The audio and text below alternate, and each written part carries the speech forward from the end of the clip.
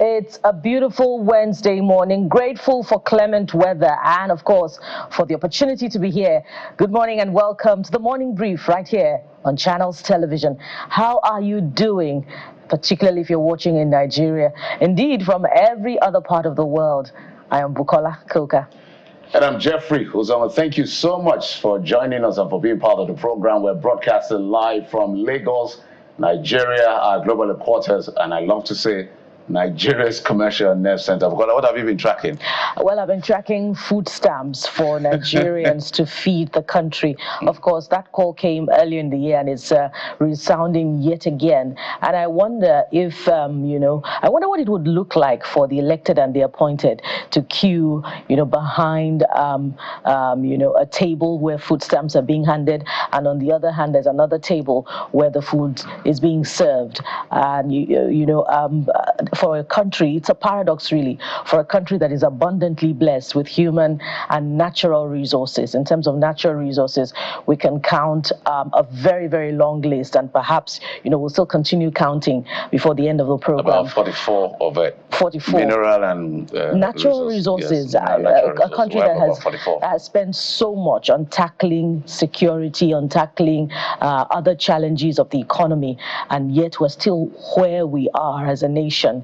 And for anyone to even imagine that food solutions food stamps is dignifying, for the elected, for the people that elected them into office, it begs the question about how innovative we are, about how creative we are as a nation, and of course, we must continue to think outside the box about solutions to the hunger problem in the country. The UN has put the figure at an alarming rate that 50% of Nigerians, are at risk of hunger. How do we, get out of this quagmire, particularly because we are so blessed, and we shouldn't be where we are in terms of, thinking solutions that are not enduring, that are not sustainable, that will not preserve the generation coming after us. And that speaks, to the debt that Nigeria is currently in, and of course the continuous hunger for borrowing. But that's another matter entirely that we'll be exploring much later on the program. But Jeffrey, what have you been tracking? I've been tracking the nuances of the politicians and how politicians process. I take my time to look at how politicians process. And I continue to say the way they process is slightly different from the way we process as people. I don't know why it is like that, but that is who they are. They're always thinking ahead, especially when it comes to election cycle and all of that. And I've been seeing the brickbats between the former President Olusegun Obasanjo and the presidency in terms of you did this, you did not do that, and Nigerians have been weighing in on both sides. Some say Obasanjo is not a saint, but his economic policies were better. Others are saying that the leadership of Obasanjo and every other successive government before the APC put the APC in the bad position they are in today. But this is what I will say, and we've continually mentioned to this government, if there is anything that will cost this APC their government, it is what cost the PDP their government. And this is what I mean. When people were shouting under the PDP that, look, there's too much corruption in the system, we are blessed with abundant resources and all of that. Some people were saying, well, PDP is going to rule for 60 years before any other party takes over. But they got their shocker. In just 16 years, they were booted out of power. Pride. And we're seeing those signals again with the APC. The APC has to humble themselves as a political party with all sense of respect and listen to the people. I do not think the government is listening enough, because when we see the reaction, when people are raising their voices, calling for certain kinds of actions to be taken. So, for instance, the size of government. Look at the media and communication team. Look at the size, the ministers, and then the economic policies to look at how we can begin to consistently review. Because all these policies, it may take 10 to 15 years for you to begin to see some of the impact. So, it's like the approach has to be such that people can be able to bear, but we're not seeing as much as we should see. So, I'm going to say it again. If the APC is not careful, the pride that cost the PDP their government may cost you your government. The thing you can do is to listen to the citizens and what they are saying. If they are raising concerns, rather than attack, rather than confront, just look for a way to listen and then see what you can do. The country belongs to all of us. That is the fundamental truth. It doesn't belong to the APC, doesn't belong to Labour, doesn't belong to PDP. So I'm saying again, and I'm going to say the third time, if the APC is not careful, pride will cost them. Listen to the people. People are groaning under the impact of this policy. What are you not doing right? What are you doing wrongly? What are the optics you're sending? For instance, what business do we have with the size of the cabinet we have today? The president did a reshuffle. For me, I just feel that the people that were removed don't have so much political consequence. We should fire more people, reduce the size of governance, reduce the borrowing and all of these things at the end of the day so that we can have a country. Because when the chips are down, when push comes to shove, we're not going to be talking APC, PDP, Labour, and any other party. We're going to be talking Nigeria. And if you love Nigeria, you should be part of this stakeholder forum to make the country a better place. So let's do the best we can. Let's do the best we can as a people to listen to the people. Government, President Bola Tinubu, your cabinet, everybody, listen to the people. Find what is paining them and try and fix it as urgently as possible. That's my 2 cents on this matter. And to wrap it up, Jeffrey, yep. He who comes with equity must come with clean hands. What do we have for you today? We touch on a number of pressing national issues, most especially the performance of security agencies at the off-cycle elections and the emergence of a new terror group in the Northwest as the proposed appropriation bill also comes into our focus today. And of course, there's a lot to talk about when it comes to the conversation. Our very own Channels TV reality show, we'll call it Channels TV's Funded Forward, where if you are an entrepreneur and you know what you are doing, there's some big money. Did you see I emphasize it? Big money up for grabs in the second season, the next season of Funded Forward. So you can see the journey of the gentleman who won it the last time being displayed. We're going to find another entrepreneur this time to empower that person. And the people in charge will be right here with us. So break it down what this is. In case you haven't heard of Channels TV Funded Forward, we'll tell you what it is, how you can be part of it, what you need to look out for. It will inspire you. And of course, we touch on the entertainment scene hugely today as we chat with gospel musician K Wonder. We'll talk about his craft and career as well as experiences in the industry. And that's not all. Larry J will be joining us. He's a comedian and he's going to walk us through the art and artistry. When we bring these guys, we try to ask very critical questions about how they rose, some of them from literally nothing. Some of them are the first of their name, if you watch Game of Thrones. And they made quite a fortune just with their talent and skill set. So we like to inspire other people who are having challenges, making enterprise of their skill with these gentlemen and ladies within the creative sector. Okay, Bukola. Yes, indeed. So what are you saying about the big stories? And there are quite a number of them today, from that additional request for appropriation by the president, of course, to a lot of other security concerns in Nigeria's north. Of course, you also heard about how that setback, from the armed forces. How do we bounce back? And of course, possibly make insurgency a thing of the past in Nigeria. Is it possible?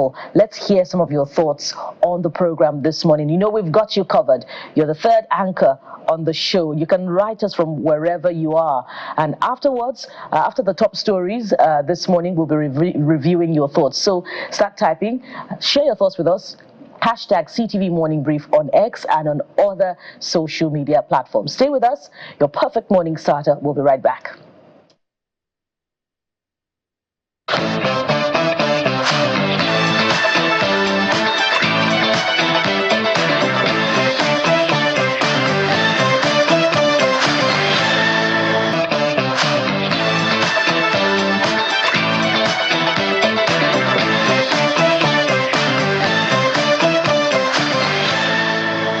Welcome back, and top on the brief this morning is the attack on a Nigerian military camp in Borno State by the Boko Haram in northern Nigeria, resulting in deaths and significant material loss. The Director of Defense Media Operations, Major General Edward Buba, confirmed the coordinated attack, which saw 5 soldiers killed in action, while troops eliminated several terrorists and recovered weapons. Meanwhile, the Borno State Governor, in a press release, has commiserated with the military over the death of soldiers and says the attack reminds pinpoints the state of the callousness of the deadly Boko Haram terrorists.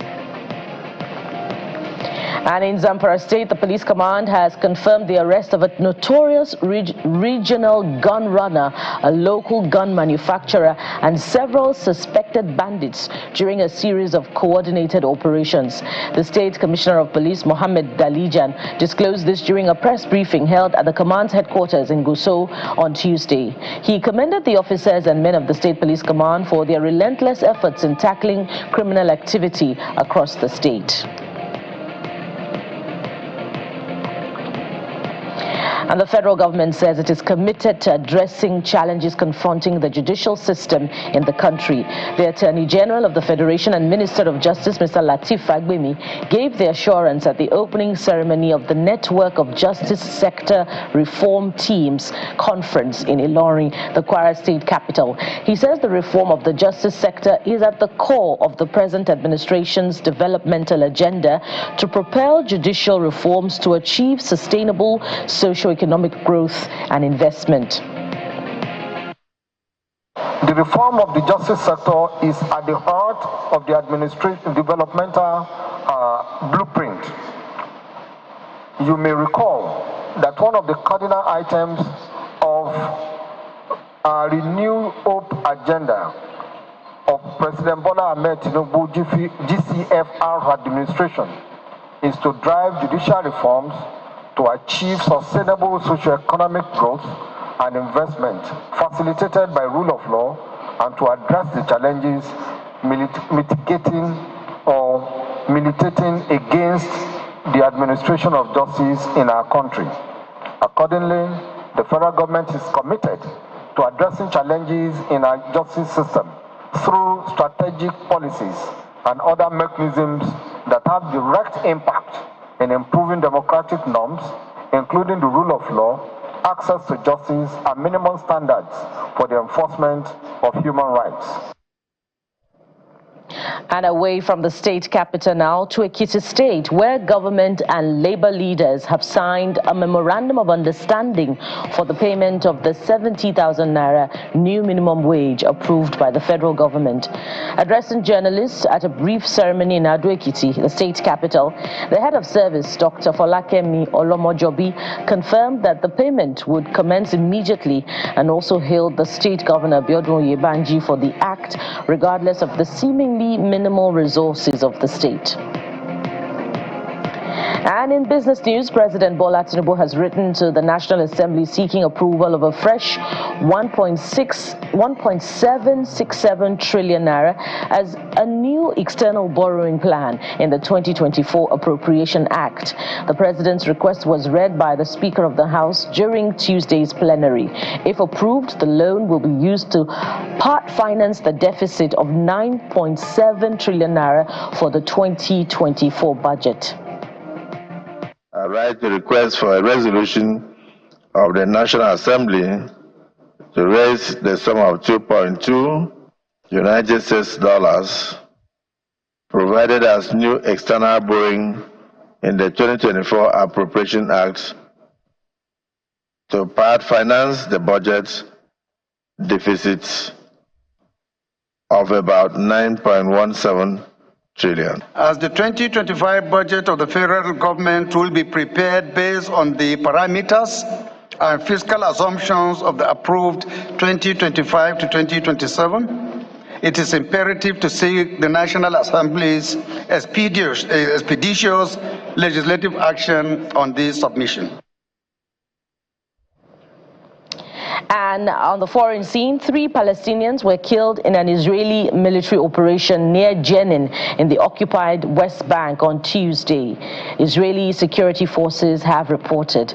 A joint statement from the army, the police, and Shin Bet security agents say the 3 militants died in an exchange of fire in Kabatiya village, where undercover border police attempted to arrest a wanted man.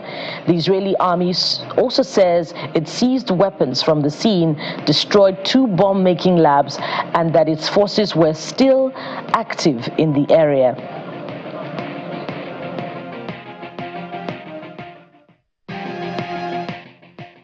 And in sports, Tennis legend Rafael Nadal has retired from tennis after an illustrious career spanning over 2 decades. The 38-year-old Spanish superstar, who brought joy to many on and off the court, took his final bow after Spain lost to the Netherlands at the quarterfinals of the Davis Cup. And what an illustrious career indeed it has been for Rafael Nadal. Many lovers of the sports in that space will definitely miss his presence in tennis. But what are you saying about some of the big stories? And we have quite a few interesting top stories to review this morning. As far as your thoughts are concerned, Jeffrey joins me now for this segment. Yeah, well, this segment always excites me because this is where Nigerians talk to the government, which is why I always say that government has to listen to the people. So this segment excites me because it gives us an opportunity for the government to hear directly from the people, because sometimes when we say the things we say, we are saying based on what we've heard from the people, and it's about the people, you know, talking about what concerns them one way or the other. Or some of the policies of government. By the way, congratulations to Nadal. He's done his bit. Some of these greats, their eras are, you know, passing, and new boys and new cats, as we call them, are taking over. But let's get to the business of the day, and that has to do with the new borrowings from the president writing to National Assembly seeking 1.77 trillion naira fresh external borrowing. Well, they say it will part finance the budget deficit of 9.7 in the 2024 budget. So, for the record and for facts, this borrowing is not for 2025, it's for 2024. 2024. We had a budget deficit of about almost 10 trillion. More than that now. The that. projected was 13, but it's about 15 trillion naira now, so, according to reports. So now, and if you add this one to it now, so they need to, of course, they said they have to borrow to cover all of this. So budget 2024 was running at 28 point something trillion, and then we added a supplementary of 6 trillion, which made about 35 trillion, and then we had the 2023 running as well. So all of this, but with all of that, this shows that we have a revenue challenge. This shows that what this means to an economist is that there's a revenue challenge, and that is where we'll focus on. And for me, it has to be two-pronged. First prong, optimization, which has to do with tax reform. Second prong, productivity, which we're not seeing so much around. And the second dimension is the most sustainable. All right, so let's hear from the people. Ali says, is it Ali or Ali? Ali, I believe. Okay. Has anyone thought, despite the removal of subsidies, Nigeria's problem should be how to spend money and not to keep securing loans? This is like the 4th time of borrowing since this administration commenced, I guess you wanted to say. And please, can someone just point to anything meaningful ever since? Okay. Well, a good question, but I'm sure if we look clearly, we'll see a few, maybe not enough. Godfrey is saying, absolutely. They say each Nigerian is currently owing external debt of 691,000 naira. But at this rate, the president is going, our generations yet unborn will still be owing external debt while we are gone. Let's also remind us that the ways and means that they say we've cleared is not true. We just spread it to 40 years, remove the chokehold. So those 20-something or 30 trillion is also part of our debt. Right? It's not pressure, by the way. Lionel said, debts on debts finance of 2024 budget that is ending in 1 month. What are they paying for with this loan that cannot be imputed into the next budget? Well, good question. While I don't be able to answer that, that's not my job. I hope we get an opportunity with him very soon. Engineer Peter said, our economy is back on track, according to them, and they are still borrowing from every corner. So, Bukola, this is what is going on. This is why we say, when we call you to come and have a conversation with us, please come. Because I understand what the people are saying, but they need to be explained to what is going on, whether it will now make sense to the people or not. On one hand, people are saying you remove subsidy, and you're saying there is now money to share around. Subsidy has been removed. And we're making savings on subsidy, right? Yeah, so subsidy, because we had a lot of issues when it comes to our finances. We're spending almost 6 trillion on subsidy for PMS. We're spending another 2 trillion on electricity. We're spending another 6 or so trillion on FX, because we're subsidizing FX as well.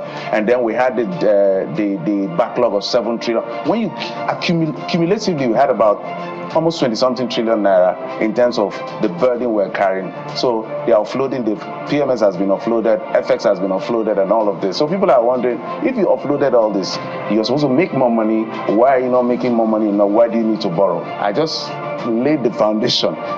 Government, come and explain further. That's how much I can do for you.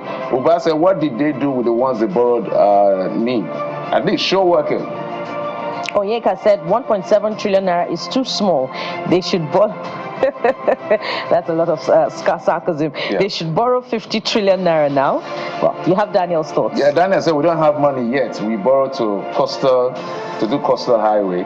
The one we have is not good and no maintenance. Okay. You know, as our job, we contextualize. The coastal highway will cost 17 trillion, according to the government. But about 15 to 30% of that money will come from government. The rest will come from the private sector. There's a model. It's not necessarily PPP. There's a model that is called.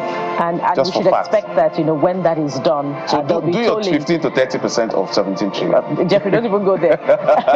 But we know that, or we can project that after that has been done, there'll be a tolling of the highway. Yeah. So they've done their revenue generation.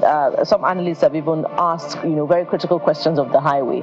That why, construct a highway which is going for nearly R1 trillion per kilometer, and we must, you know, ask the professionals to come to our rescue, because there's been a lot of talk about how infrastructure development also is accompanied by a lot of corruption, because, you know, you cannot justify the amount that is, you know, put in, you know, to construct 1 kilometer of road in Nigeria. So a lot of questions are being asked in that space as well, and perhaps maybe one of these days, if we have the Minister of Works again, we'll be asking those questions. So, because I like what we're doing, so we put the facts so they can come and explain, so that people can also understand. Because I know for a fact that out of the 700 kilometers of that long highway from Lagos to Calabar, the most commercially viable is just 50 kilometers.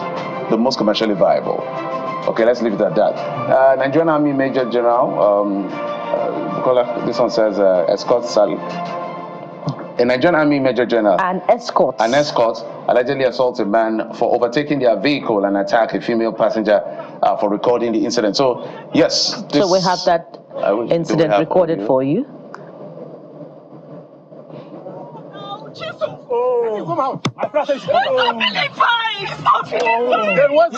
why he's dragging. My sister, come down.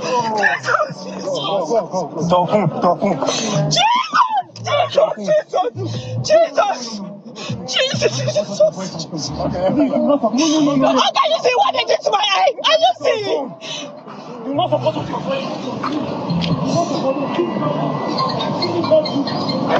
Jesus! Come on, I join you. Bring this one. Why are you coming?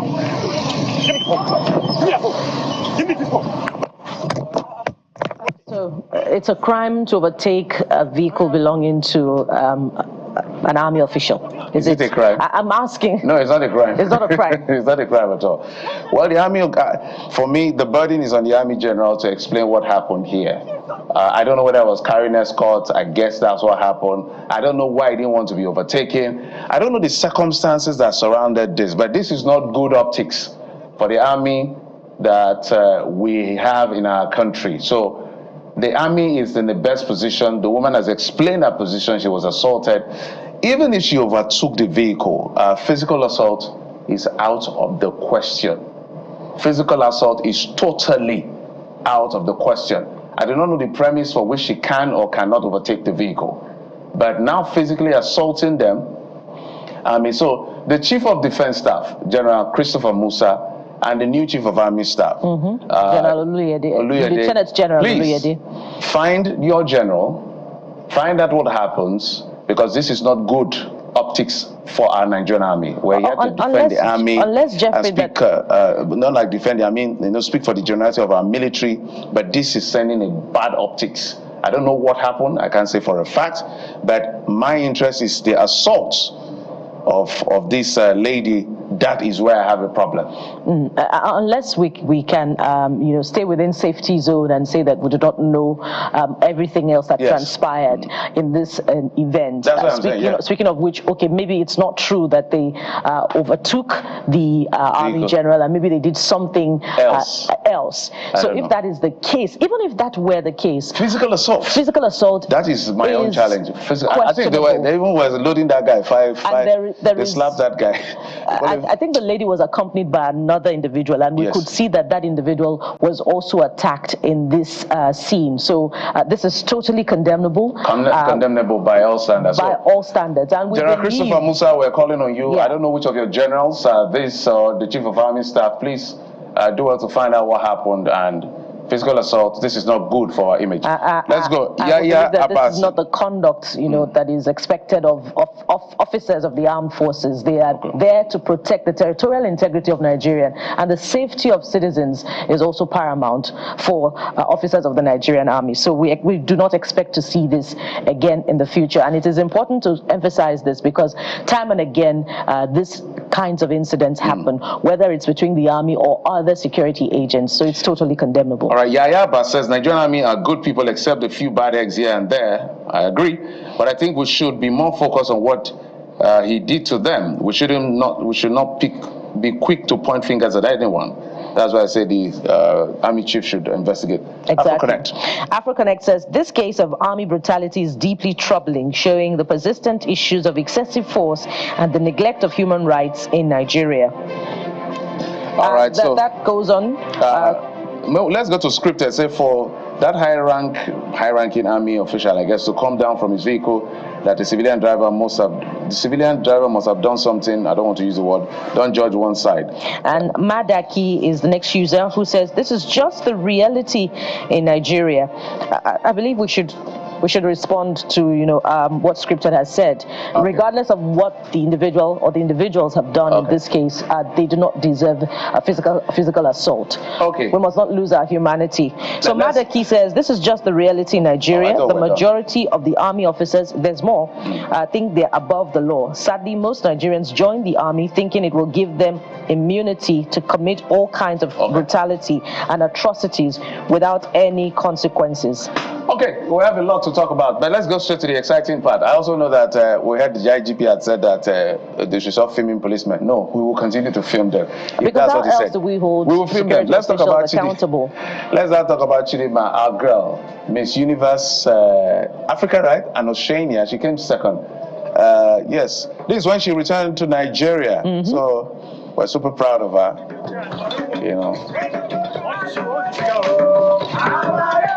That's not what is okay. Let me hold this flag, follow her.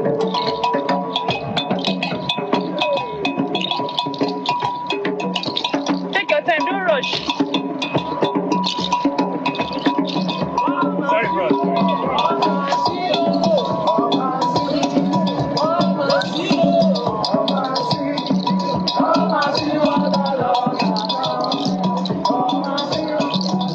We're super proud of her. This girl has been through hell and warm waters, but we're happy she's done what she's done. Miss Universe Africa and Oceania. She's going to be all over the country, diplomatic passport all over the world. This is what Madaki is saying. Chidima Adesina, warm welcome in Nigeria is well deserved. Our victory as Miss Universe Africa and Oceania is a huge achievement, and she represented our country with pride. Nigeria is so proud of you. She's set for life.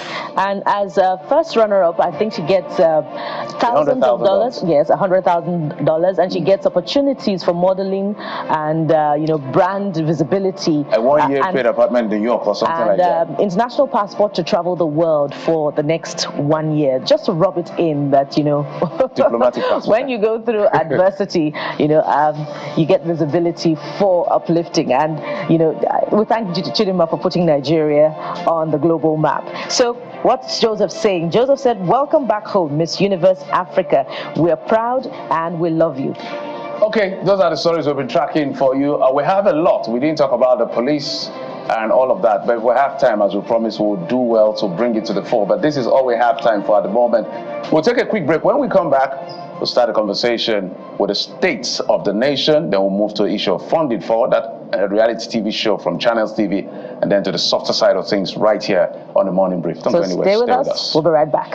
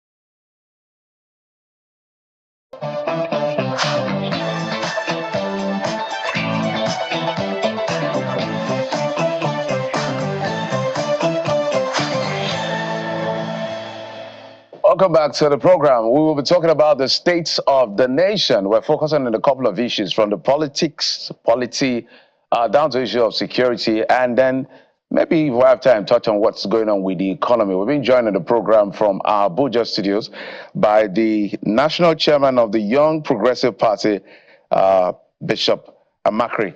Bishop Amakri, thank you so much for coming on the program. Thank you, Geoffrey and Bukola. Good morning. All right, so let's begin with the politics, which is your tough as far as the game is concerned. They say politics is a game, but barely few days ago, let's say 3 days ago, because today is Wednesday, we had an announcement of the winner of the election in Ondo State, which is the incumbent, Lucky Ayedatiwa, winning the 18 local government, record historic win, 300 and something thousand votes, the highest in the last 8 years. So it was a big one, but we understand also that the PDP candidate, Ayola Agbola, will be heading to court, perhaps, at the end of the day.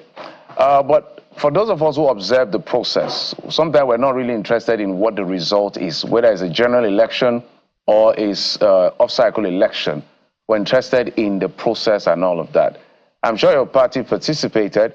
What has been your assessment of that space? Because one of the bigger concerns, which is why we brought you here, is the issue of commercialization of votes. Inducement is a concern to all of us. But maybe your initial assessment before we go to the nitty-gritty.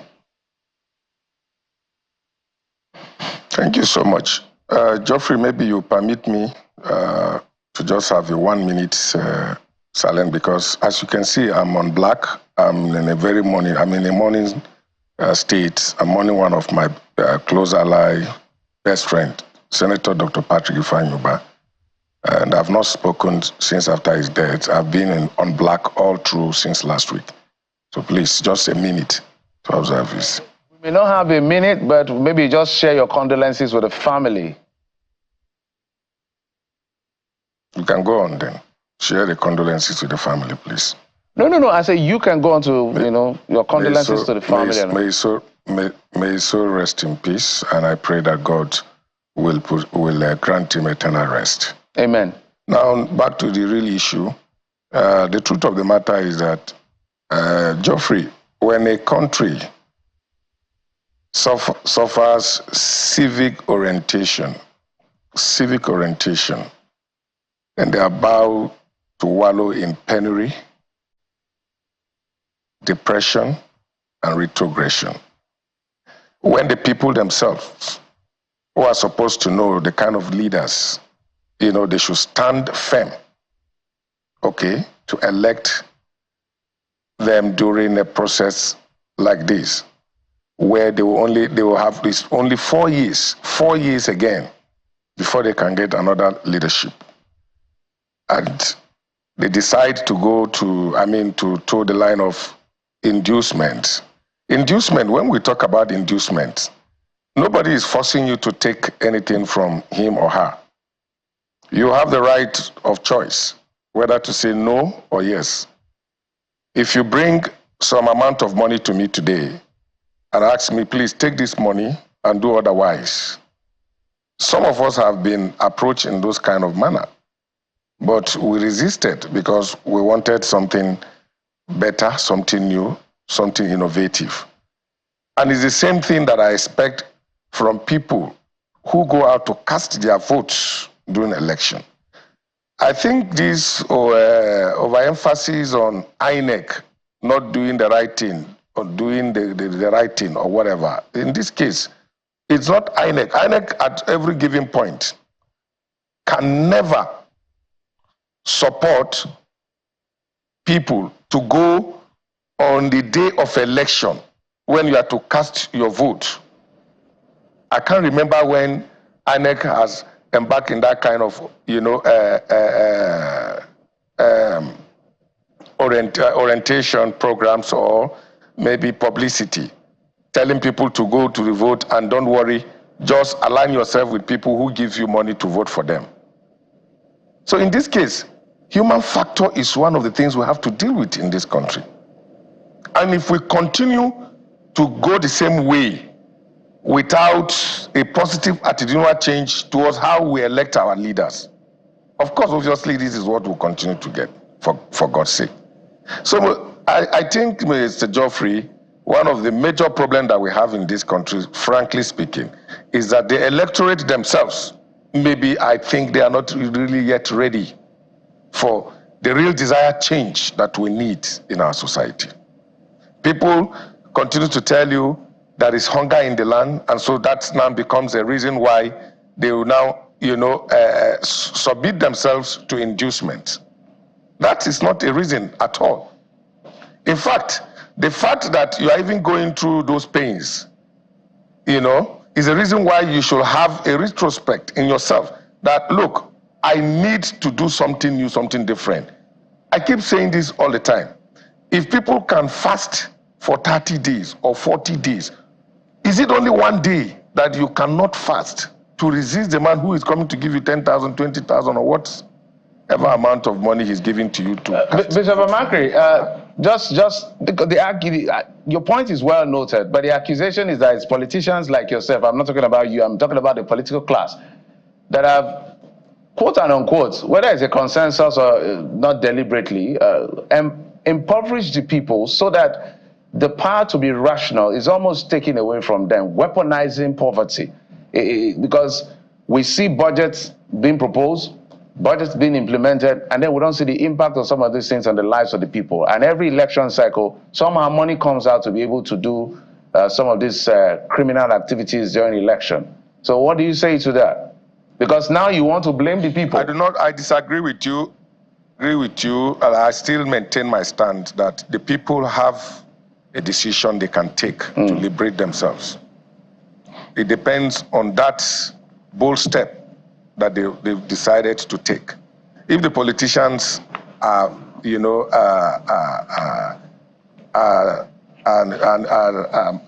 careless in the way they conduct themselves, or if the politicians are not compassionate about serving the people, then what do you do to pay them back? You pay them back during electioneering period when they are on their knees seeking for your vote. And that's why I gave the illustration about people fast 30 days, people fast 40 days. I've seen a video, on the social media in Ghana where politicians adopted the kind of strategy some of our Nigerian politicians do during election, carrying bag of rice and others, incentives to go and give people. It's also part of inducements. It must not be just only money. Well, and these guys rejected those bag of rice. They were throwing it back to the pickup or the vehicle that was carrying that, and was chanting, "We don't need your rice. We don't need your..." I mean, I've never seen that kind of reaction or action taken by the Nigerian electorate. And that's what I'm saying. If we continue to lay the blames only on politicians, the politicians don't mind whatever name you call them. Some of the politicians, they don't mind whatever name you call them. All they're after is they want to win their election. And that is why you see people selling properties, doing everything possible to ensure that they win election. Just to emphasize the point that, when the power of, to be able to be rational, using Jeffrey's words, has been taken away from the people, what option are they left? And the other option of protest also is being eroded gradually, just to make a point about the seeming helplessness of the people.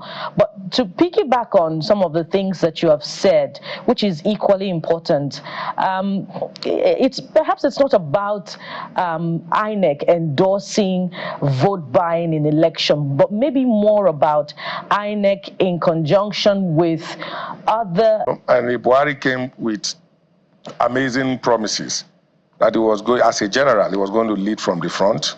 And when from the first, in fact, from the day Buhari appointed his ministers, and I didn't see him giving himself Minister of Defense. Rather, I think maybe it was Minister of Petroleum that you always see them telling you Minister of State for Petroleum. They keep that Minister of Petroleum to themselves, and then they appoint Minister of State. What is so important in that petroleum that they don't want to? The CNC, they say they are the Commander-in-Chief.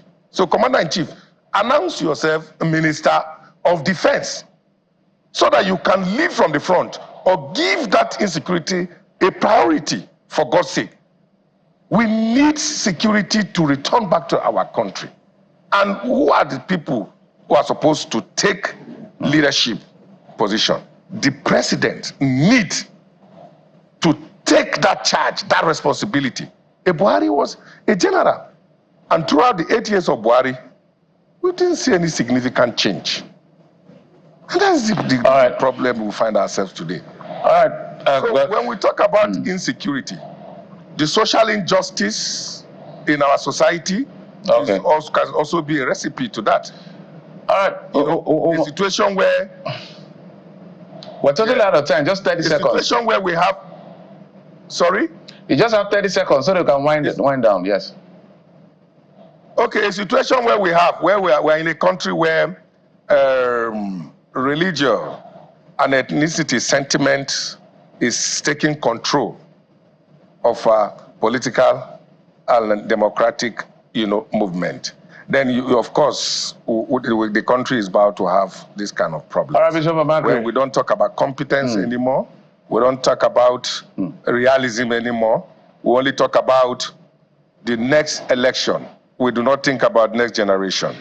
What most of our leaders do today, they think about the next election. Don't be surprised. Some people are already, planning, gearing towards what will 2027 be. How can they win 2027? Yeah, that's so much issues. We're totally out of time, but that's what we see politicians do. Spend a lot of time thinking about the next election. No, when you say politicians, I think there is a need to have a distinction. You need to distinguish between. Are you not a politician? Bishop Amakri, are you not a politician? No, I am a politician, but like I said, in every given time, you are also a journalist. Yes. And there are credible journalists and there are other journalists. So I will not equate you. I will not equal you with these other persons that I know. I totally understand. So the rule is simple. When it comes to being a politician in Nigeria, it reverses our laws. In the law, you're innocent until proven guilty. But when it's politicians, you're guilty and you prove that you're innocent. Yeah, I'm a politician. I'm a politician, but I align myself with the transformational ideological kind of politician. I'm not a transactional politician. When you show working, so that's how we are between transactional politician and transformational politicians. No problem. Mr. Bishop Amakri, we must thank you so much for coming. So we always say distinguish yourself and then people can see differently. Bishop Amakri Emmanuel is the national chairman of the Young Progressives Party. The party got 2 local government seats in the, I think, Abia State local government elections. Congratulations on that one as well. Thank you for coming on the program, by the way. Thank you. Thank you so much. It's my pleasure to be here, always. All right, absolutely. So we'll take a quick break. When we come back, it'll be time to talk about Channels TV's Fund It Forward. What is it really all about? For those of you who have never heard about it, in case you did not watch or you did not know, today we'll break it down for you, what it is, and perhaps how you can be part of it. Join us again.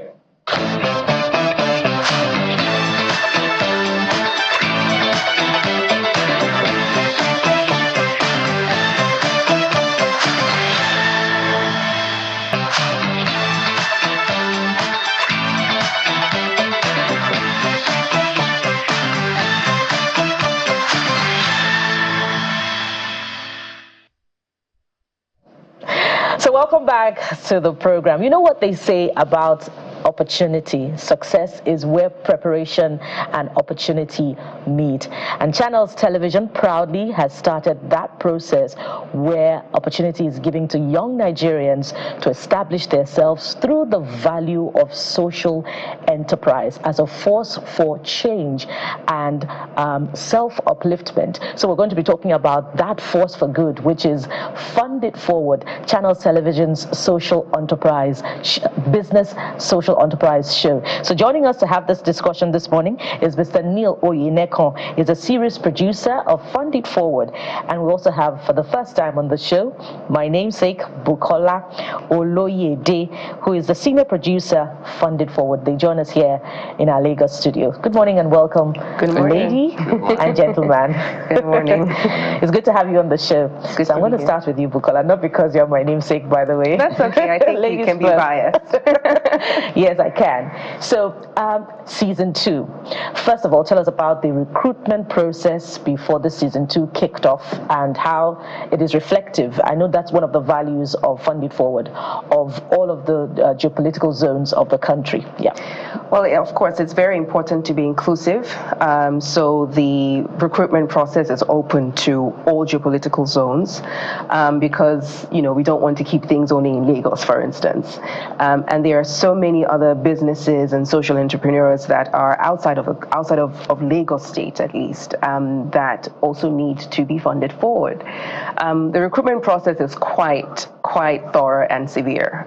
They get to send the entries, talk about their businesses, and they go through like a selection process where we then whittle down to who we believe is the businesses are viable, their ideas are viable, they presented themselves in a very professional way. They're sending a video entry as well. So we hear the way that they speak, we hear the way that they present, we see their environment in some cases, and I think they also have a chance, it's a short video, but they have a chance to at least present a bit of their business and the environment within which they work. So once we have a good number of entries, I think this year we had over 1,000 entries from across the country. We then start to whittle down, and then it becomes what are we looking for here? At the end of the day, it's a business, it's a TV show, and so it's not just about the showbiz, but it's also, you want to be able to have people on the show who can present themselves, because in the business world, you're going to have to face very strong opposition. You're going to have to face people who you have to ask for money, you have to ask for help, and if you can't present yourself in that way, you're out. So it's all those different criteria that play into how we choose or select the people that are going to be on the show. And then once we've gotten a reasonable number that we can work with, we then begin to have interviews with them. So it goes a little bit deeper into who they are, what they're about, and starts to whittle down and look at the fine print of what their business model actually is. For some people, it's just an idea in phase. For some people, they've actually already started and they just need the funds, and the help to move forward. So those are some of the criteria that we look into. So, go ahead, Jeff. Let me bring it to the man. Go time. She made a comment which I want to piggyback on, articulating your thoughts. Wouldn't that naturally discriminate against people who are not quite eloquent, but they have a viable idea? How do you navigate that part as a reality TV show? We understand the position of being able to present in boardrooms and push forward their ideas, but at the end of the day, certain people may not be good in that area, but you can't deny the fact that they know exactly what they are doing. How do you navigate that part? Well, I think based on our experience, having done it last season, what we did establish is, there are two basic tenets, when you want to evaluate a business's strength, and it's the idea itself and then the person. Venture capitalists tend to say that, they invest in people. But, on the fundamental stage of businesses, you find out that it's actually the business that's more important. So when we're selecting, in as much as it's important to be eloquent, it's also pertinent that the business is viable enough, for presentation. Because the filter that Funding Forward puts these young CEOs through has various steps that help them refine, their ability. And that goes from presentation to service, delivery, finding funds, speaking to investors, and through that cycle, even if you come in as somebody who's not, a conversationalist like yourselves, you would get the help you need through the mentorship, through the master classes, through the real world activities that they're put through to be able to sort of improve yourself. So if you look at the span of shortlisted people, you'd find out that even those who come from the north, are present. And as we saw last year, we had this fantastic girl from Kogi who was as quiet as a mouse, but was able to make it through to the final against people who could literally, talk the house down. So I think it's half and half, and I think we're going to be able to practice what we're preaching here through the second season, because we've ended up with an interesting bunch of young socialpreneurs, but more interestingly, we begin to sort of see the verve, which is exciting because contrary to, popular belief, you do have a lot of young people in this country who do not see the option of sort of leaving the country, but they've decided basically to stay here and fight things through.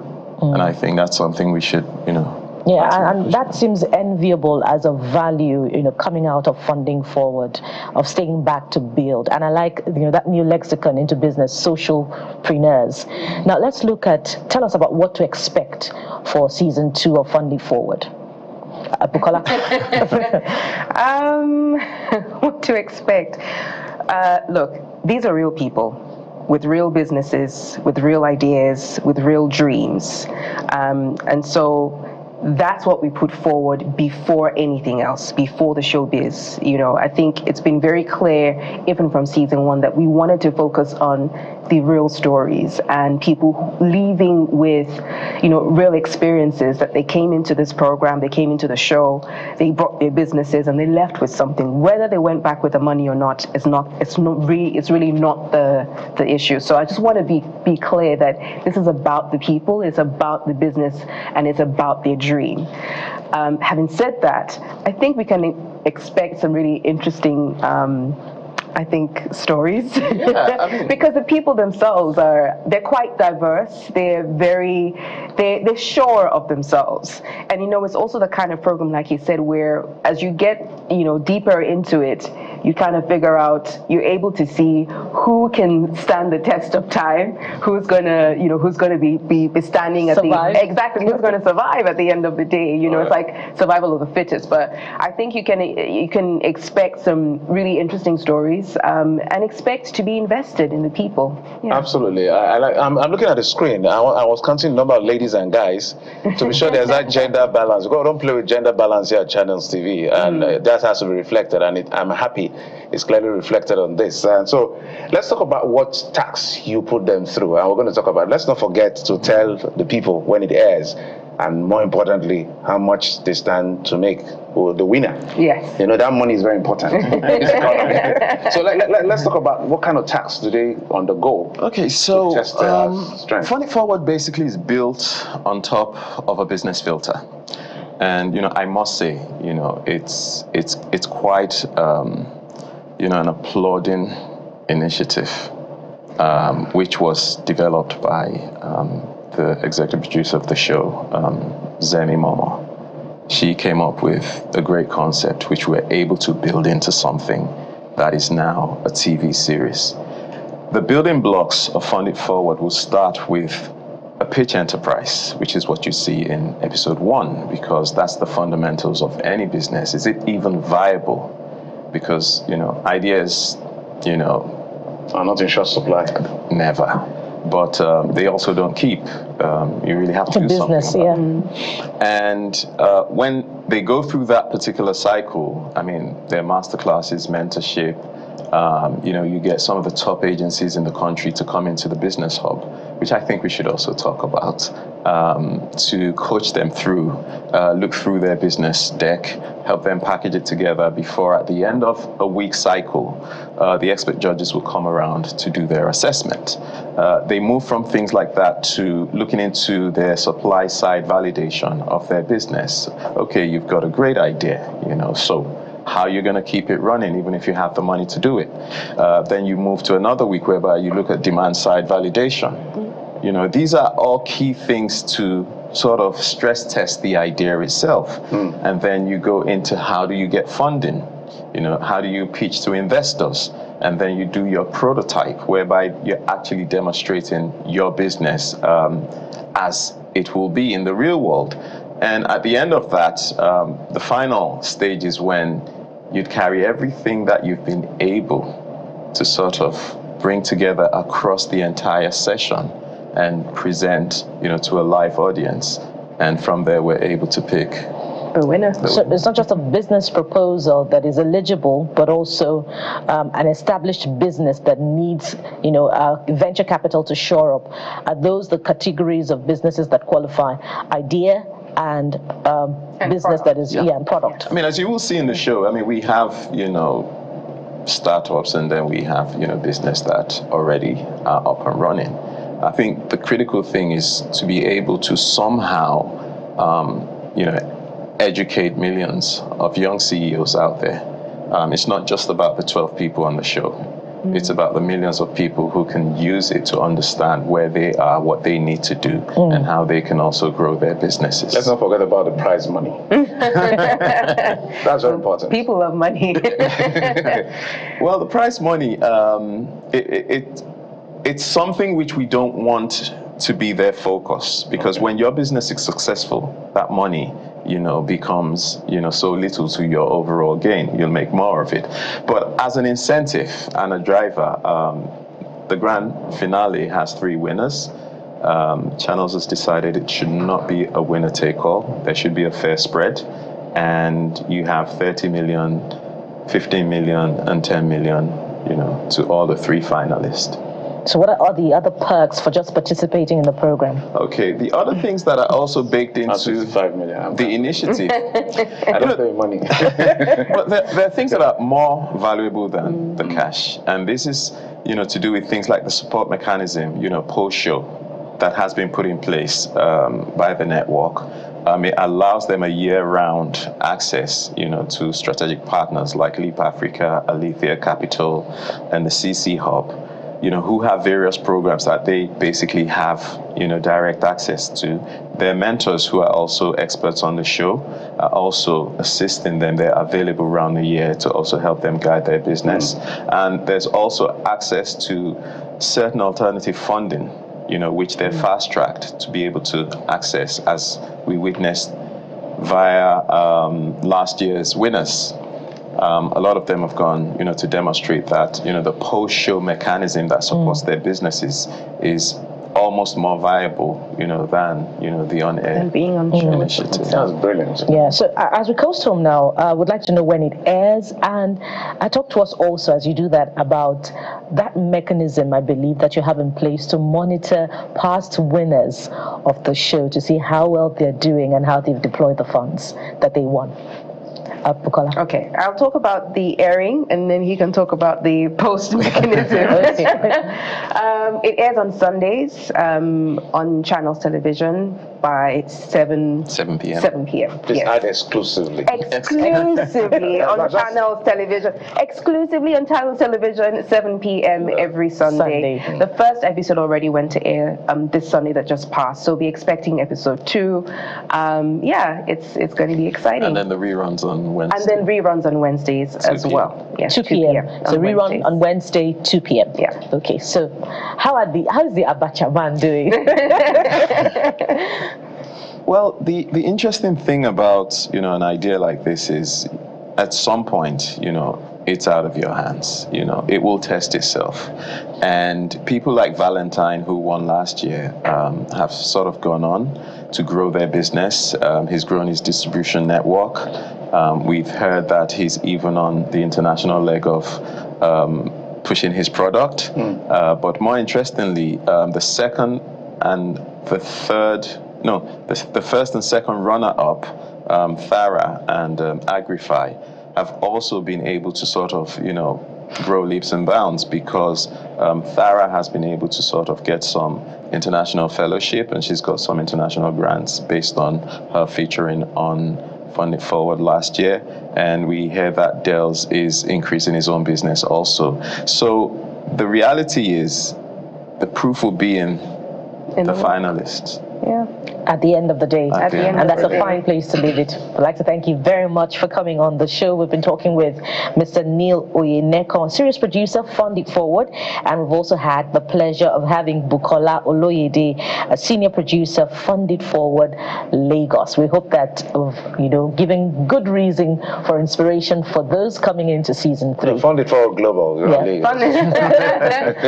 global. We're global. We're global. Because Channels Television is We're global. Thank you, Thank you so much for coming. Thank you very much. Okay, so we'll take a break now. When we return, we're turning our attention on the arts and entertainment. Stay with us. We'll be right back.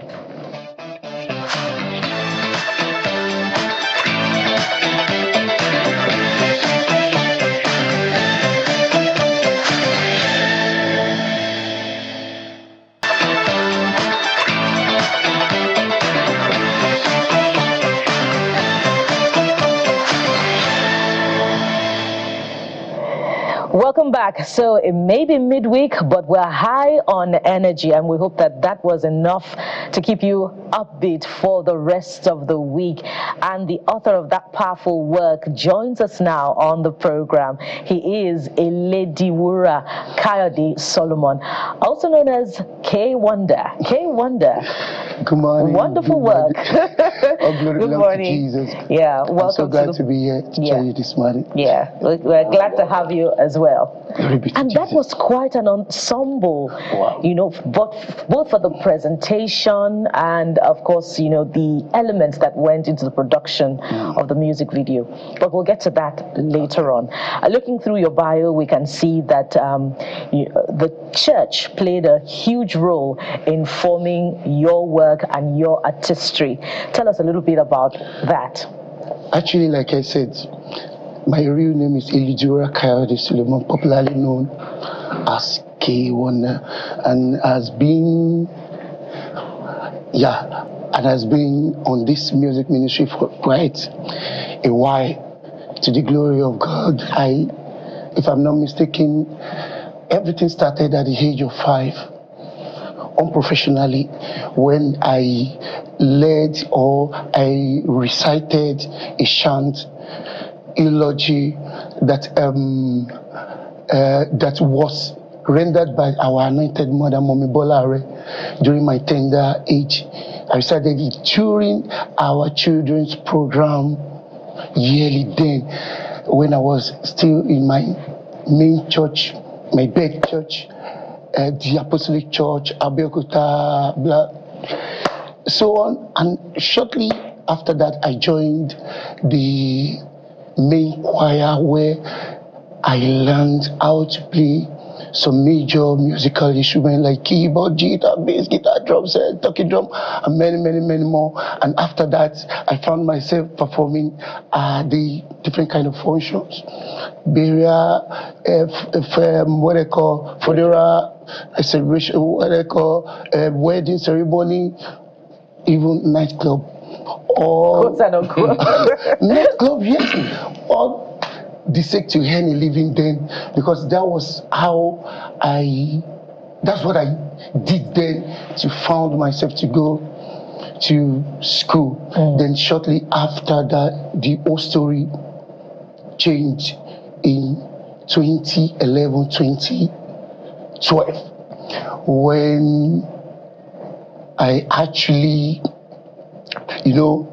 I joined the Redeemed Christian Church of God after I had an encounter with God Almighty personally. At this period, I stopped all the club. When I was performing club then, if you are a DJ and you are meeting me, you will be thinking that it's another DJ that was performing, because all those songs that are trending that period, that year, you will meet me there. But after the 2011, 2012, I stopped. And to the glory of God, the breakthrough happened in 2015 when I was able to join the National Mass Choir Redeemed Christian Church of God, and I led a song titled Oni Kokoro during our Holy Ghost Congress happening every December. Another one is coming, and I'm inviting you to come and join us. I don't know the church you attend anyway, so I'm using this one to invite you. So that was when I led the song Oni Kokoro. So after leading the Oni Kokoro, I became more pronounced in the music ministry. And let me stop there. Interesting. So let's talk about, do you do mostly original songs, or you do a collection of other people's songs? How does it work for you? Actually, all glory belongs to Jesus, because I don't do people's songs. I do my only inspirational songs that I got it from God. So even when I go to the ministry show, I don't do, though I've released some album titled I Praise, while we are missing praise. But when I got to know the fact that immediately some year I released an album, Breakthrough I Praise, God of all possibility, I noticed that people are now looking, I now mixed them. I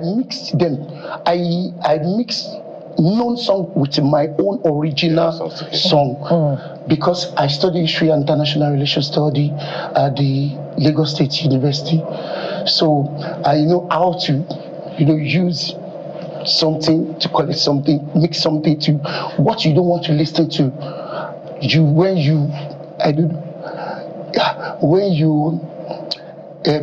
Like to cut the long story short, so I mix my own personal song with the to make it more compelling, I guess. Yes, at the end of the day, people are now looking for my own original song that I mixed. So they are not looking for more. So that made me to stop all the other high praise I always mix together and focus with my original song. It's interesting to know how significant the church is to your growth and how the big mummies have spoken into your ministry, and we see the results. Evangelist Bolare is a big name in the gospel music industry. Talk to us about the challenges therein, and I say this with benefit of knowledge of participating in the choir. Do the big artists become bigger than the choir? How do you manage the discipline that is required, with the commitment of the choir, with your performances when they say, K1, come and perform at this big Christian concert? To the glory of God, we always, up to date, I'm still a chorister in my church. So I don't see myself as a one big thing, but people outside see me as, wow, when I see the chorister in the church. So I minister at every function that I'm invited to. To the glory of God, in 2019, I had a revelation that made us to start a concert titled Invasion Praise Concert. During those periods, I'm a chorister in the Redeemed Christian Church of God in my parish, in everywhere. So now when we started all this, we had it in 2019. In 2020, after all the resources, after all the advertisements, the LED, the BRT, everything just go down the drain because of the COVID-19 that just broke out that year. And 2021, we picked up again in 2021, and we released a song titled Okelala that everybody are singing the whole world up to today. And after Okelala, we did another concert in 2022. In 2023, God surprised us in another and there are dimension, more surprises. And so took us to a hotel. Tell us about, is this Alagbada, Yeah. Yes, so tell us about it. And of course, what went into the production of this work? Is quite an ensemble, as I said earlier. Talk to us about this one, as we custom. Like I said earlier, that God was always inspired me to do some things. I just felt like some people will come to church, even when they are praying, they will open their eyes. So I now say that some people that are opening their eyes, there is a way we can make them to go back to the Spirit. Where we are talking about Jesus, now we are seeing Jesus on his chariots, on the horses, but somebody's acting that. So those people that doesn't want to release their body to the realm of the Spirit, so we are making this visible for them. So by the time they see, they can feel what we are feeling. And now God showed me, whenever I'm doing all these acts, God will show me, this is how you're going to. I didn't get this from anybody. It didn't come to. I will sleep and God will bring everything into my dream, and I will see. But it's not easy to find, but God is raising people, raising giants, raising destiny helper to back up with all our dreams and making it. And this concert is being held at a hotel and suite. We did not charge anybody for it. We don't sell table. All right. We also make people to come with it. All right. Amazing work. And this is from your most recent album, right? That is streaming right now. Evasion Praise Concert. Okay, so we must wrap up at this point, and thank you so much, K Wonder, gospel music artist, for coming on the show, and wish you all the very best. Thank you so much. God bless you. Thank you so much. Thank you so much. So from here, we'll switch gears to another aspect of entertainment. We'll be looking at comedy. Stay with us. We'll be right back.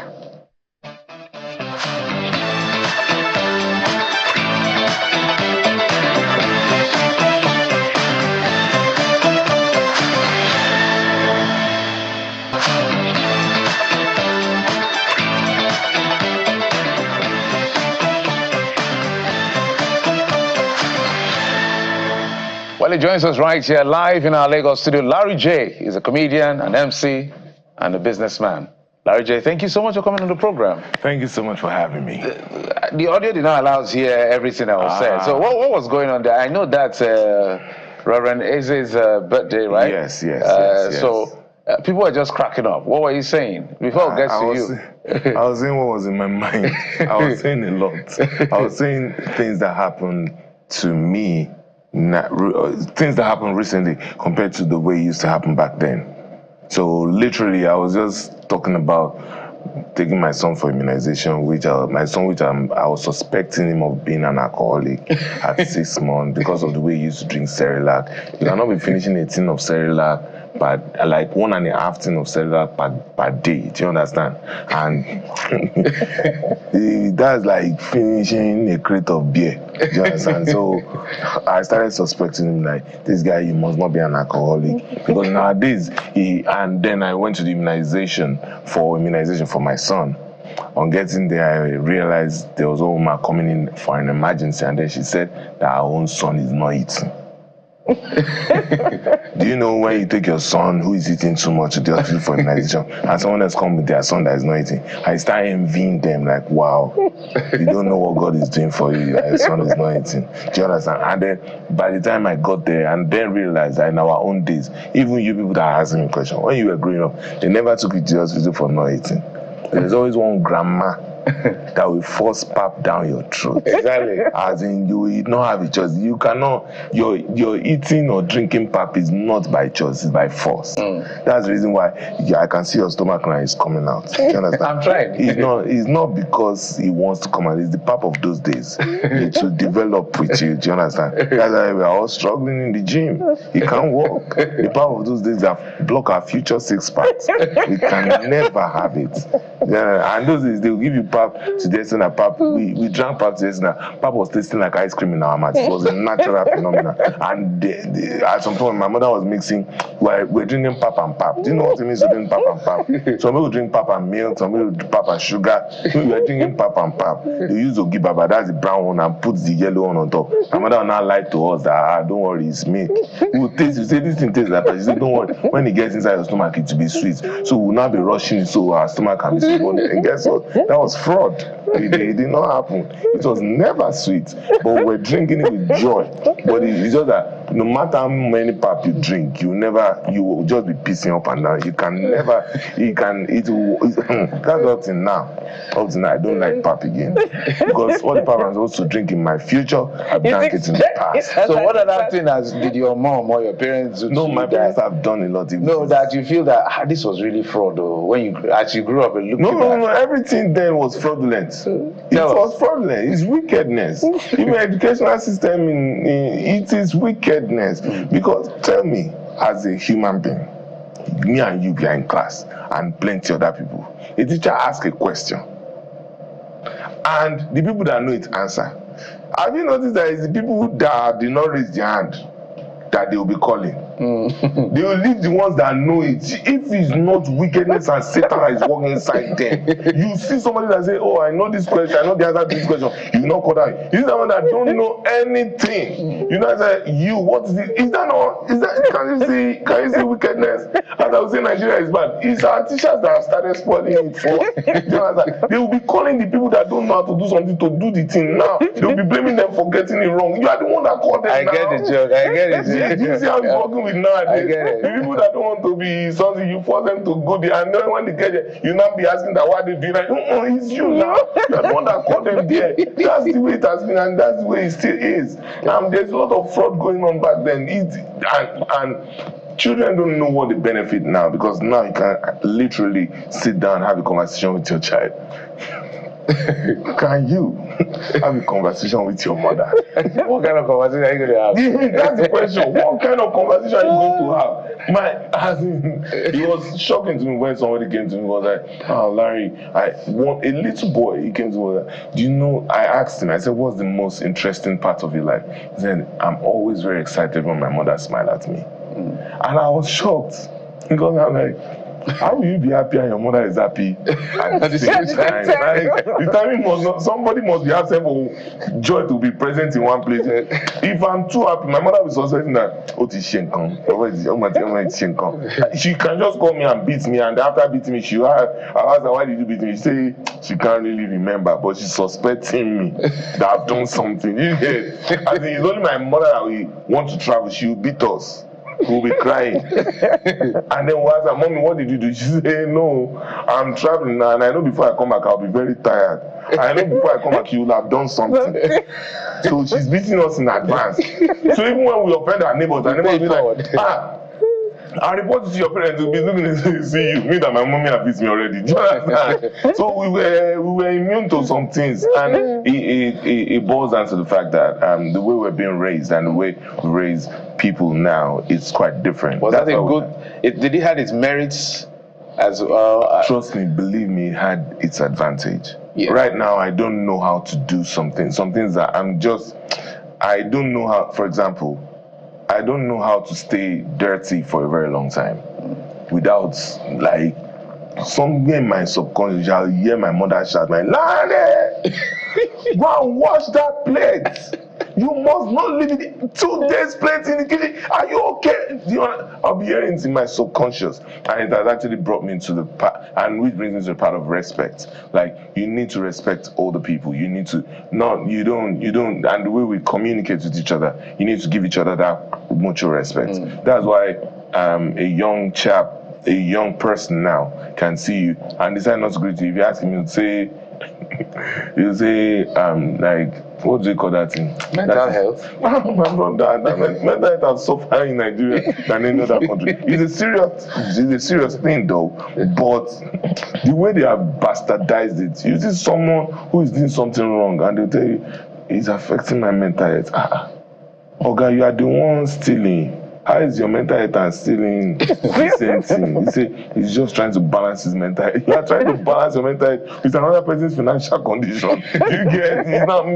How is he? Are you not the one that is mentally disturbed? That's aligning, right? Yeah.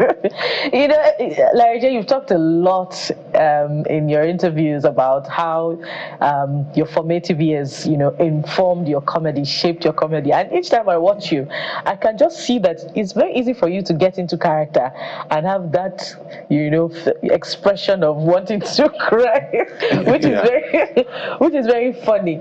Just to piggyback on Jeffrey's question, sometimes I wonder which of the jokes are exaggeration about how mommy, disciplined you, and has it, sort of informed the way that you also your approach to disciplining your children, which in today's age is considered an abuse if you use the rod on children. Yeah. I'll say, even the good book says, the Bible says, "Spare the rod and spoil the child." In our own days, it was one that used the rod to kill the child because they used the rod well. But now there is sort of balance. Do you understand? Like me, for example, raising my own children, I don't flog them every time. Sometimes, I learn from them, because you tend to learn new things from them. They tend to use bigger words now. The first time I told my father I'm excited, my father said, "Go and use paracetamol," because he does not know the meaning. Like, did that really happen?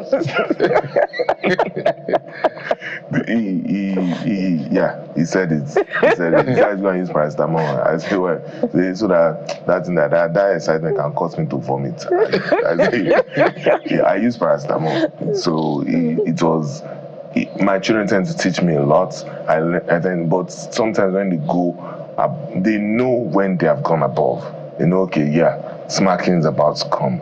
It's about to go down, and it goes down. because the children will always try you. They will try you to see if you move. If they realize the same reaction they will get, they will just keep doing it. All you do is give them the same. If it's just shout, you shout, yeah, that's it. But if you make them understand, like, but one thing I don't say most of the time, especially when it's comedy, is the fact that anytime my parents beat me, they still sit me down and tell me what I've done. So I will know, okay, this is where I went wrong. Does that mean I will not still do it again? I might find myself still doing it. But the same thing will still reoccur. But guess what? Over time, it has taught me that, okay, this one is actually wrong. Because you can't keep doing the same thing and expecting different results. It will still be the same results. And the result gets worse by the day. So maybe you do something, they give you one smack. After it turns to one slap. After it turns to one stroke of care. After it turns to 12. My mother did not give me one. I'm talking about now for my own children. 1, 2. Then it's 12 and above. 12, 24. I did not know the 12 times table. It was my father that made me know it. It's the amount of times I have it. 12 is straight. 12. Like 12 times table and 6 times table. My father made me know it. 6 strokes of cane. 12, 18. 24. And that's the way you arrange. Yeah, in sequence. And that's the way you arrange it. If you commit an offense today, it's wrong. 6. If you do the same thing, 12. The parents of this days are quite funny. My father did not like to flog on Sundays. You see, he was keeping it holy. Your father was keeping it holy. And well, my father, funny enough, they don't flog me on Sunday. He can wait. That's when I realized Jesus is actually coming like a thief in the night. Because I told him, I gave him assignment when I was young. That Jesus, so I know you and my mother, you don't have a relationship. Because I use my football to break the glass of my neighbor. My mother is not talking to. You understand? So it was a glorious disaster. So there was fights all like the whole street. And then my mother said, just go inside. For my father to speak good English. I just know he's going down. So get inside. I went inside. The whole fight, after the thing calmed down, they settled the whole matter. I then pray, I said, God, just do this one thing for me. Enter my mother, because I know my mother and Jesus, it's not like, with the way she's acting in the house, I'm not sure they have relationship. But she goes to church. But my father is a pastor. The way she used to beat us, I'm not sure Jesus know about it. Because there's a way your parents ever beat you to the extent that you're hoping that one day your real mother and father will come to the house, they'll come and carry you out. So even when they were teaching us Bible knowledge in school, that Satan, he came to kill, steal, and destroy. The way my Bible knowledge teacher was teaching me about Satan, I'm like, Satan is learning work. My mother can kill you and kill your spirit. You get like, my mother will tell me, she'll tell me, say, is mommy watching, by the way? She's watching. She's watching. And she knows what I'm saying is true. My mother will look at me, she'll tell me, I have 4 children. If one lost, I'm not Jesus, I'll not look for it. I still have 3 more. So you are the one that you're telling me that you say if you lost. My brother, you can actually lose. You can lose. And it's very strange because of knowing all of these things. My mother told me, and get inside. My father to say, get inside. I went inside. I prayed. I went on my knees. I said, pray. I said, Jesus, just enter my mother. Because I know you are not anywhere there. Just enter. Don't let her beat me. Guess what? We came inside. In fact, one visitor came around. As in, it was joyous. They were laughing. They were happy. I was even saying, thank you, Jesus, because she did not remember again. As in 8 o'clock, 9 o'clock, they even give me food. At that point, I cannot eat anything. They gave me food. The food was not even having taste. I didn't even bother. I just left the food. I went to bed. I didn't sleep. I was still praying, but I didn't now know when sleep take me away. That was when I knew that Jesus will come like a thief in the night, because he was already inside my mother. My mother came around 1 a.m. in the middle of the night. I first hear, in my dream, I enter river. I don't know that they pour me water to wake up. But the flogging of the day before that they told me to go inside for. Have they beat you before? you were crying and then you are not beating you to stop crying so that you not wake the neighbor. And so I was collecting 2 beating at the same time. You know what you mean? And she was not beating me and asking me questions. And that's the only part where I realized that my mother, she can multitask. Like, she can beat you, asking questions, answering questions. My mother doesn't know that beat you. I told you to not play football. Who asked you to play? He is my friend. Who asked you to talk? Stop talking. You know, she asking you questions, you are answering. She's telling you to shut up. She's saying, why are you talking to her? She's not talking to you. You see, she will promise you 12 strokes, but trust me, it's 721 strokes that you collect that day. And all of these things have shaped people like me, and I'm not the only one. There are millions, there are lots of us out there that grew up like especially that. millennials and the people before. Indeed. This is Gen Alpha, well. Yeah, no, this is not this is generator, because they are dying and waking up, dying and waking up. They don't even know what exactly they are doing. And but I believe if we millennials do what it takes to actually do better in our way of life, they will follow suit. I feel like what they see you do is what they want to do. It's not what you say. So our parents used to tell us, do what I say. But nowadays, people, is what you do, they will do. Exactly. It's not what you are saying. So if you are acting a certain way, I think they don't know, it's a lie. They know. You see that thing, they'll still do it. You can say that again. This could have passed for a show, by the way. I wonder, did you rehearse this free ticket before coming? I didn't rehearse anything. It's something that comes naturally. It happened to me, so I'm sharing testimony of how I'm living long and how I'm still alive. It's not a joke.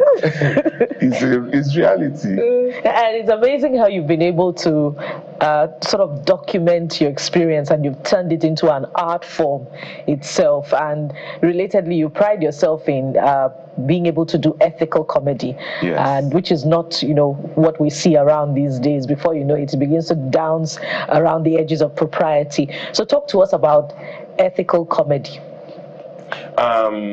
Ethical comedy for me is such that you say something, you edify people, you inform them, and at the same time, they are not uncomfortable with what you're saying. At the same time, they are being informed. At the same time, they are laughing so hard. At the same time, they are getting more than they expect. So that's what comedy is about, feeling good. Like they say, comedy is good medicine. So we're actually giving you dopamine for free for laughing. We appreciate. You're welcome. And we're actually giving you dopamine for free. And if we bring it in a vulgar jokes are jokes, it will make people laugh also. But it's one thing for them to laugh, it's another thing for them to actually be in a very good state and want to remember that. Nobody wants to remember life in that state. We cannot leave and close without talking about your next line of projects. What are you working on? Are you working on a movie? Are you working on a show? Is the Yuletide ready for you? Are you ready for the Yuletide? What is going on with Larry J? A lot is going on with Larry J at the moment. A lot. When I say a lot, like for Christmas, I have something planned called 7 days of Christmas. In fact, it's 7 nights of Christmas. It's not 7 days, because it's every single day from the 28th to the 27th. Every single day we are putting smile in the faces of people, and if we can get as much people who wants to join on that ride, just put smile in the faces of people. Like, if you need joy, just come. Do you understand? Some might cost money, some might not, because some of which are not even my show. For example, we might be going to a place like Imam My God's show.